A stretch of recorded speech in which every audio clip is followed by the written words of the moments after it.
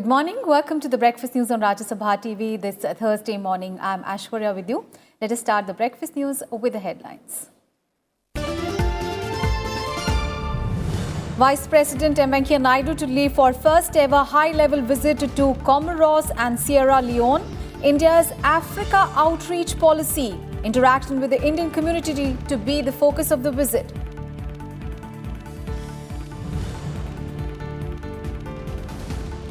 Cabinet approves a 5.5 lakh rupees package for POK families who settled outside Jammu and Kashmir after partition. Annual examinations of 10th, 11th and 12th classes in Jammu and Kashmir likely from last week of October. Rajnath Singh calls on French defence industry to invest in India, says government is undertaking reforms to improve ease of doing business. Also indicates further tax rationalization is possible.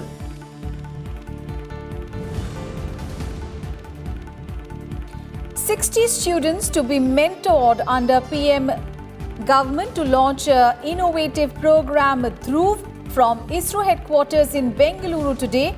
Program envisages space technology incubation and research centers across the country to tap the potential of children and youth.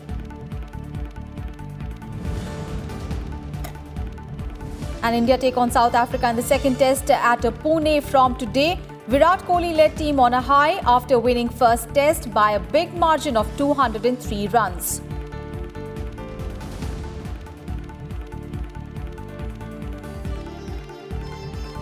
Our top story this morning, Vice President M. Venkaiah Naidu will embark on a two-nation tour to Africa today. Now, this is the first ever high-level visit by the Vice President to Comoros and Sierra Leone. Soon after arrival in Moroni, the capital of Comoros, the Vice President will meet with the President of the Union of Comoros, Azali Assoumani. He will also address the Indian community in Comoros. Vice President Naidu will also interact with the President of the Comoros Assembly and address Parliament there. He will then depart to Freetown, the capital of Sierra Leone.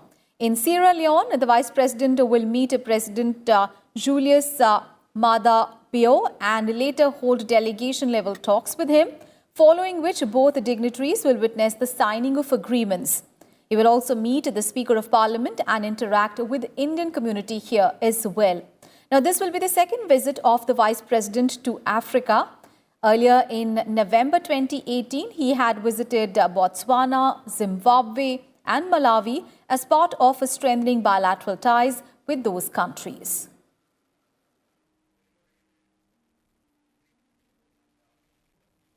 All right, so India's Africa outreach policy getting a momentum with the Vice President tour. Vice President Naidu will be in Comoros today. He'll be interacting with the Indian community here. Remember, India's ties with Comoros is warm. India has also extended concessional lines of credit for setting up of a power plant in capital Moroni. The bilateral trade is also modest. And India in 2012 also extended humanitarian assistance to the country. So warm ties between the two countries, and those ties, of course, getting a momentum with the Vice President's tour. On to some other news, the Chinese President Xi Jinping will be in India on a two-day visit beginning Friday. He'll take part in the second internal summit with the Prime Minister Narendra Modi. Both leaders are expected to hold comprehensive talks on issues concerning bilateral relations and exchange views on regional and international issues. President Xi will attend the second informal meeting with Prime Minister Modi near Chennai on Friday. Now, this is the second informal summit between Modi and Xi after the Wuhan summit that was held last year. And ahead of Xi Jinping's visit, the Chinese envoy to India has said that both nations should resolve disputes peacefully through dialogue at the regional level and jointly uphold peace and stability in the region. Remember, the first informal summit was held last year in the Chinese city of Wuhan.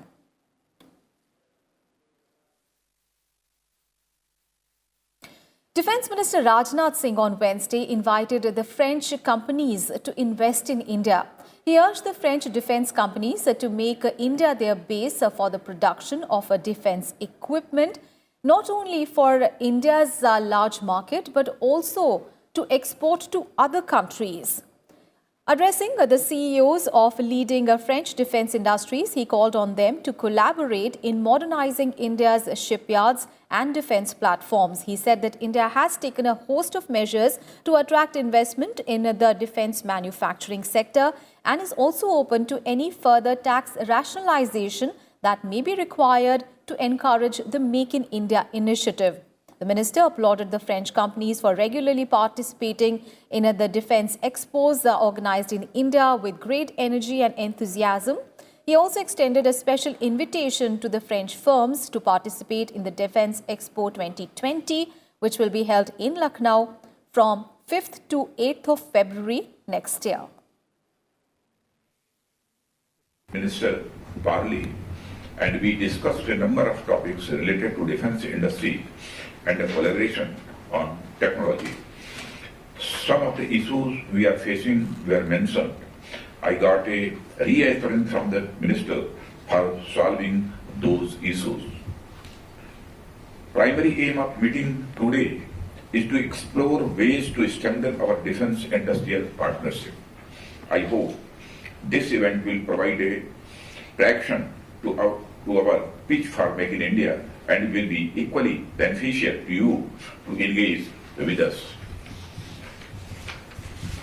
We have undertaken significant economic reforms to improve the ease of doing business and opening up the economy for investments. Our government, under the leadership of our Prime Minister, Shri Narendra Modi, has opened up defence sector manufacturing to a large extent under the Make in India initiative. And Rajnath Singh on Wednesday said that he had fruitful deliberations with his French counterpart, Florence Parly, during which they reviewed the full spectrum of bilateral defence engagement. Both leaders held the second ministerial-level annual defence dialogue in Paris after France formally handed over the first Rafale fighter jet to India.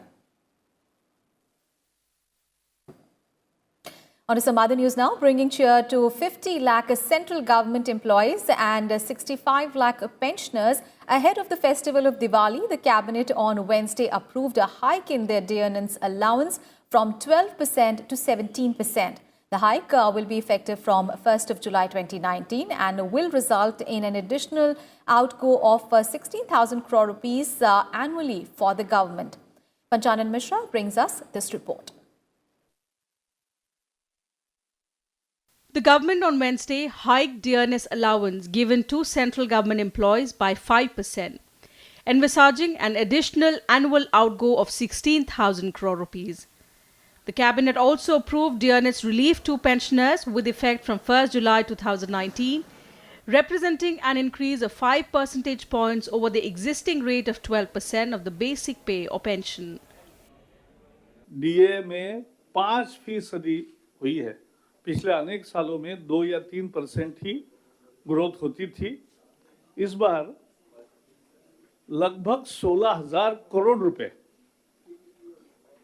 इसके एवज में दिए जाएंगे और इसका फायदा लगभग 50 लाख केंद्र सरकार के कर्मचारी और 65 लाख जिनको पेंशन मिलता है उनको मिलेगा।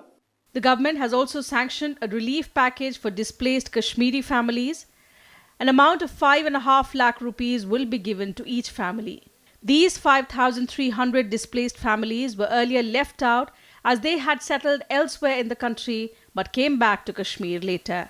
जो प्रधानमंत्री जी ने 2016 में पैकेज घोषित किया था विस्थापितों को 5.5 लाख रुपए प्रति परिवार देने का, जम्मू कश्मीर से बाहर प्रदेशों में गए इसलिए उनके नाम उस लिस्ट में नहीं आए थे।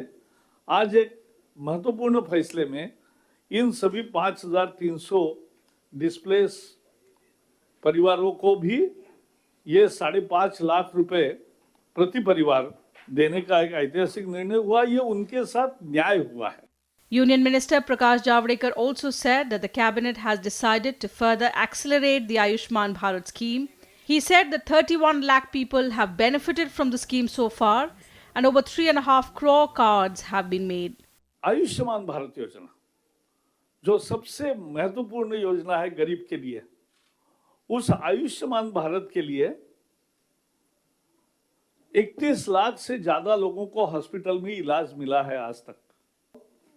3.5 करोड़ से ज्यादा लोगों को, परिवारों को कार्ड मिला है और ये गति से अभी बाकी परिवारों को तक भी पहुंचेगा।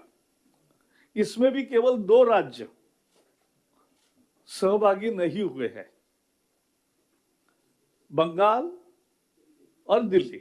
In another decision, the cabinet has extended till 30th November the mandatory requirement of Aadhaar seeding for release of benefits under Pradhan Mantri Kisan Samman Nidhi. The benefit of 6,000 rupees is to help farmers buy farm inputs ahead of Rabi sowing season. The scheme provides income support of 6,000 rupees per year to landholding families, subject to certain exclusions.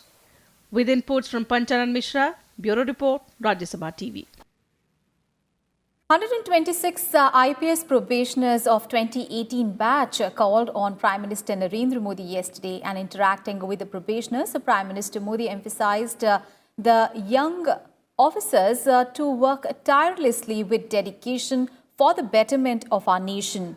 The Prime Minister asked the officers to imbibe service orientation and dedication in their work on a day-to-day basis. He also stressed on the importance for the police force to be connected with the ordinary citizens. In an interactive session with the IPS probationers, the Prime Minister said that the role of police should be focused on crime prevention. He also highlighted the importance of technology in creating a modern police force. On to the other top story that we are tracking this morning, the ambitious Pradhan Mantri Innovation Learning Program Dhruv will kickstart from ISRO headquarters in Bengaluru today. Now, this program will be started by HRD Minister Ramesh Pokhriyal Nishank. The Dhruv program aims at identifying and encouraging talented children to enrich their skills and knowledge. Now, 60 talented students from science, mathematics and performing arts have been chosen for this program. HRD Minister Ramesh Pokhriyal Nishank said that the gifted children would be mentored and nurtured by renowned experts in different areas at centers of excellence across the country. The program would conclude on the 24th of this month at IIT Delhi. पूरे देश के अंदर ऐसे छात्रों का चयन करके और उनको आगे बढ़ाने की दिशा में प्रधानमंत्री नवाचार शिक्षण कार्यक्रम जो आयोजित हुआ है, वो कार्यक्रम 10 अक्टूबर से शुरू हो रहा है। 10 अक्टूबर से बेंगलुरु में शुरू होगा। ये जो बेंगलुरु में शुरू होने वाला कार्यक्रम है वो इसरो के अंदर होगा। जिस कार्यक्रम में प्रधानमंत्री जी के वैज्ञानिक प्रधान सलाहकार भी उपस्थित होंगे, इसरो के चेयरमैन भी होंगे। 30 गणित और विज्ञान के क्षेत्र में और 30 आर्ट के क्षेत्र में, कला के क्षेत्र में उत्कृष्ट प्रतिभा को रखने वाले प्रखर छात्र छात्राओं का चयन करके एक टीम बनाई गई है, जो इसरो से इनका काम शुरू होगा।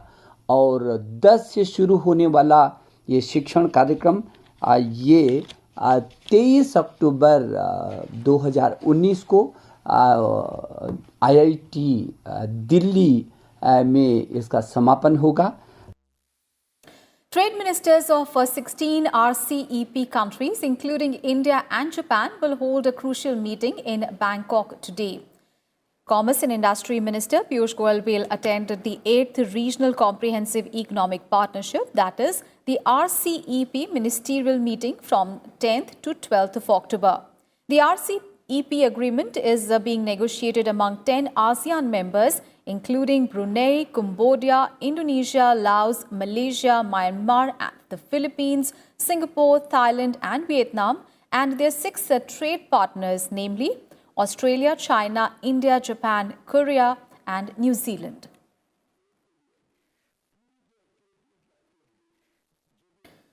Lok Sabha Speaker Om Birla on Wednesday constituted various committees of the lower house, including the panel on ethics, empowerment of women and petitions. BJP MP Vinod Kumar Sonkar has been appointed as the chairperson of the parliamentary committees on ethics.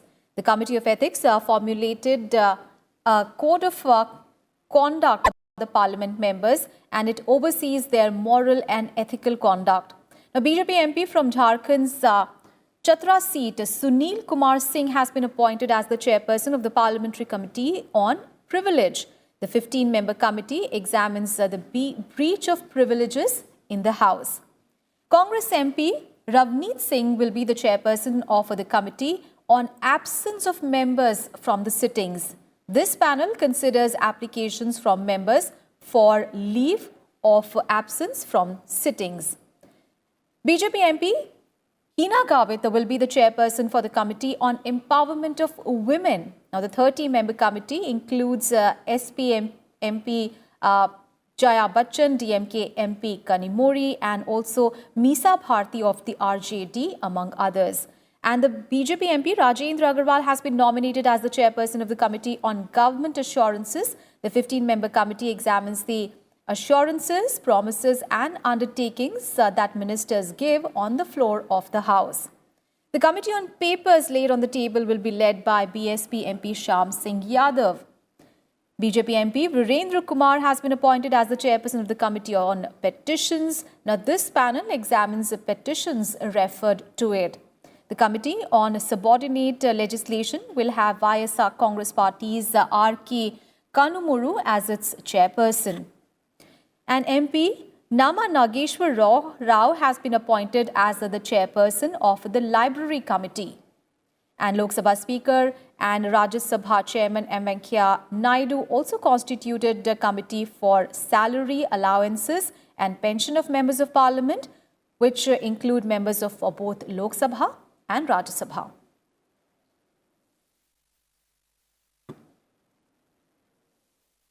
On to some other news now. Both the BJP candidates have been elected unopposed in the by-polls held for the 2 seats of Rajya Sabha. BJP's Sudhanshu Trivedi has been elected unopposed from the seat in Uttar Pradesh. And BJP leader Satish Chandra Dubey has been chosen unopposed MP for Rajya Sabha from Bihar. Wednesday was the last day for the withdrawal of nomination for both the seats, and the victory of both the BJP candidates was speculated as no other candidate had filed their nomination. समय समय पर सभी कार्यकर्ताओं को कोई ना कोई दायित्व देती रहती है। उसी के अनुसार मुझे भी समय समय पर जो भी दायित्व मिला, मैंने उसका अपनी क्षमता के अनुसार उपयुक्तता के साथ निर्वहन करने का प्रयास किया। और इस दायित्व में भी मेरा यह प्रयास रहेगा कि पार्टी की छवि, पार्टी की विचारधारा, हमारे नेतृत्व श्री नरेंद्र मोदी जी के व्यक्तित्व की आभा के अनुरूप मैं अपने इस दायित्व का निर्वहन कर सकूं। Jammu and Kashmir is all set to welcome tourists from today. This after J&K Governor Satyapal Malik on Monday directed the lifting of the advisory which had asked the tourists to leave the valley due to terror threat. Remember, the state administration had on 2nd of August issued a security advisory asking the Amarnath pilgrims and tourists to leave Kashmir as soon as possible, citing terror threat in the valley. The advisory was issued just days before the government abrogated Article 370 and 35A from Jammu and Kashmir.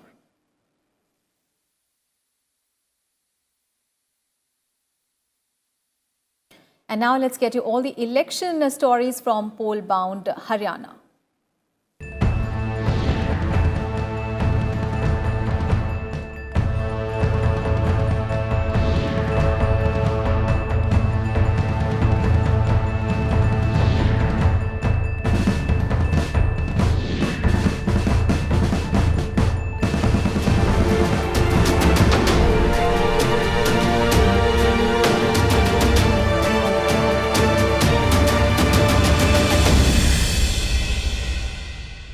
Union Home Minister Amit Shah has promised to send home every illegal migrant in the country before the next parliamentary elections, as he invoked the NRC Article 370 and the Rafale purchase during an election rally in Kaithal in Haryana. He also attacked the Congress over criticism by its leaders of the Shastra Puja performed by Defence Minister Rajnath Singh on the Rafale fighter handed over to India in France on Tuesday. And referring to the row in Assam over the National Register of Citizens, Amit Shah said that for 70 years, intruders have put a question mark on the country's security and that the BJP government was committed to evicting all of them from the country. कई लोग चले गए, 3 पीढ़ियों तक शासन करा, मगर हिम्मत नहीं थी धारा 370 हटाने की। ये हरियाणा की जनता ने मोदी जी को प्रधानमंत्री बनाया, पहले ही संसद के सत्र के अंदर धारा 370 को हटाकर कश्मीर को भारत का अधीन बना दिया। देश की सुरक्षा का काम था, देश को एक और अखंड बनाने का काम था। इसमें सभी दलों ने एक वाक्यता लाने की जरूरत थी, एक सूर लाने की जरूरत। मगर दुर्भाग्य की बात है कि कांग्रेस पार्टी ने धारा 370 हटाने के खिलाफ में वोट दिया। And former Finance Minister of Haryana, Sampath Singh, who recently quit the Congress party, joined the ruling BJP in the presence of Union Home Minister Amit Shah on Wednesday. Singh had resigned from the Congress party on Monday, alleging that he was not given his due in the party. He joined the BJP at Mayhem shortly before Amit Shah was to address an election rally here. The veteran leader's decision to quit the Congress came as a setback to the party. Singh had been a minister in the erstwhile INLD government in the state before he quit the regional party to join the Congress party, but he claimed that he was not given his due share. And this despite he helped the Congress party coming to power in 2009.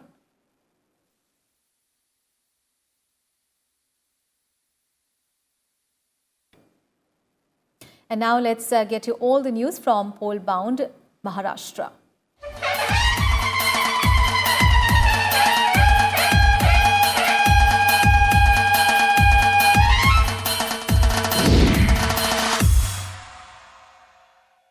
And BJP Chief Amit Shah will lead BJP's election campaign in Maharashtra today. He will hold 4 rallies in the state today in the district of Sangli, Solapur, Turjapur and Latur in Maharashtra. He will also participate in more campaigning in the days to come. Remember, he had participated in the Shera rally in Bir district on Tuesday.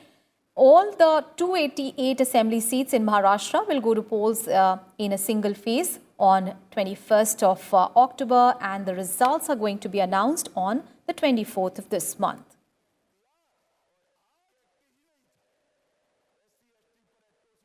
More news from poll-bound Maharashtra, where senior NCP leader Ajit Pawar has downplayed the Congress veteran Sushil Kumar Shinde's statement about the merger of Sharad Pawar-led party with the Congress. Remember, Shinde had caused a flutter on Tuesday when he said that the NCP and the Congress will come together. Ajit Pawar, who is the nephew of NCP chief Sharad Pawar, said that the remarks were Shinde's personal opinion. He also said that the Congress and the NCP had fixed their target to win more than 175 seats out of the total 288 constituencies in 21st of October assembly elections, saying that the parties work separately but have come together as part of an alliance against the BJP-led NDA. Sushil Kumar Shinde's remarks assumes significance in the backdrop of several prominent leaders of the Congress and NCP crossing over to the BJP and Shiv Sena in the run-up to the elections.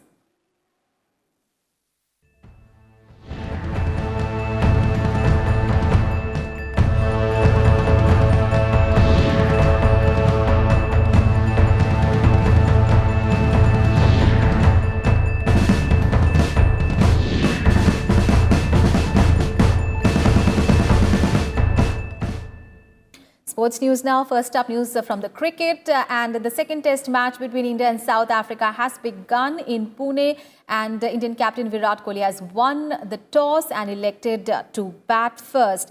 Rohit Sharma and Mayank Agarwal are playing at 13 runs for the loss of no wickets. Remember, India is leading the three-match series 1-0 after defeating South Africa by 203 runs in the first test at Visakhapatnam. And in more sports news, quarter-finals of the AIBA Women's World Boxing Championship will be played today in Russia, and MC Mary Kom will compete today against Colombian boxer Ingrid Valencia in the 51 kilogram category. And in the 81 kg category, Kavita Chehal will clash with K. Katsania in the quarter-finals. And in the 48 kg category, Manju Rani will be also up against top seed Kim Hyang-mi of South Korea. And Jamuna Boro will take on Germany's opponent. And all eyes, of course, are going to be on MC Mary Kom, who is looking to get another gold medal. And with that, we wrap up this edition of Breakfast News. Thanks for watching. Have a great day ahead.